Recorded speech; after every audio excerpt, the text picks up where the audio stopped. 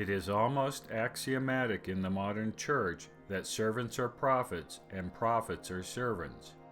The two terms have almost become synonyms for each other.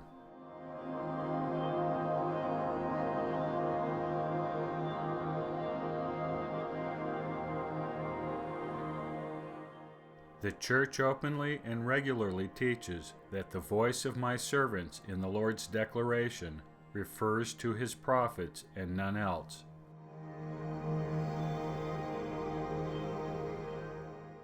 But, given a proper understanding of what a servant of the Lord is, this teaching cannot stand.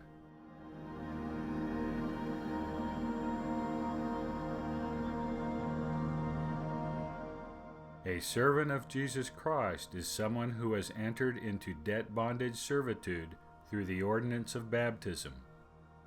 Servants are the slaves of Jesus Christ, purchased with his blood, no more, no less.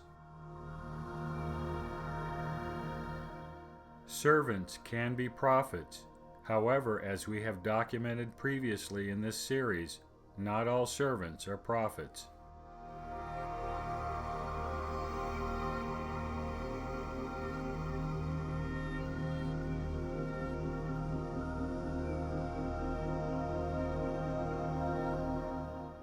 John, in his Revelation, mentions servants many times. Some are considered prophets, while others are not. When they are considered prophets, it is because these servants are acting as prophets. When servants are not named as prophets, they are simply those who worship God. At one point in his vision, John sees that 144,000 servants of God will be sealed in their foreheads, 12,000 from each of the 12 tribes. Certainly, not all of these would be prophets. Nor does it make sense that servants are only prophets in terms of the revelation itself. If the revelation was meant only for prophets, then who would truly qualify to hear it and read it? Besides, symbolically speaking, the revelation was intended for 7 specific servants, the 7 servants over the 7 churches. From Joseph Smith's restoration of the text of Revelation, we learn that the vision was intended for 7 specific servants.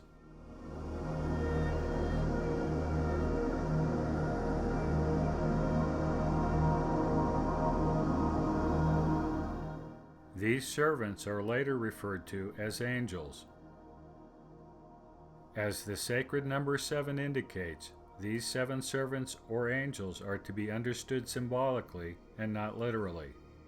We will address the meaning of the 7 angels and 7 churches in later videos.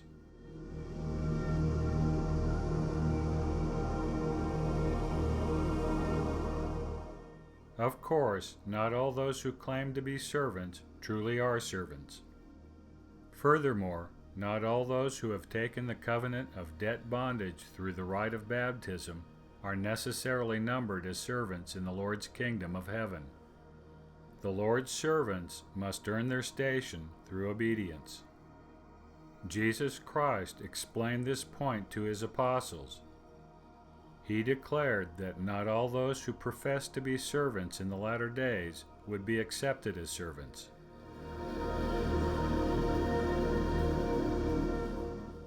He explained that his servants are those that doeth the will of the Father which is in heaven. Obedience is the first and preeminent principle of the gospel of Jesus Christ.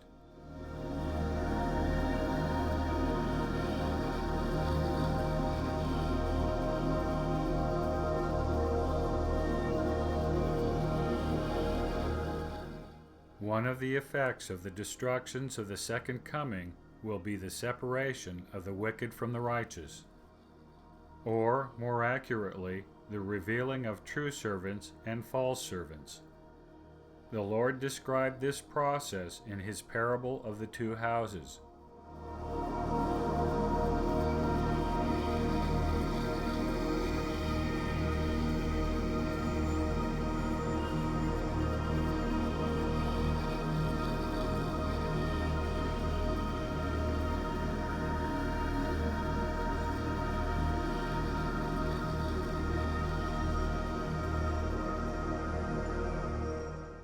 Prior to the destructions, there was no visible differentiation between obedient and disobedient servants. Only with the tremendous devastation of the second coming will the difference become obvious. It is at this time, when facing destruction, that the false servants will plead for mercy, crying, "Lord, Lord." As we shall explain in later episodes, the fall of the house built upon sand is a symbolic variation of the fall of Babylon the Great.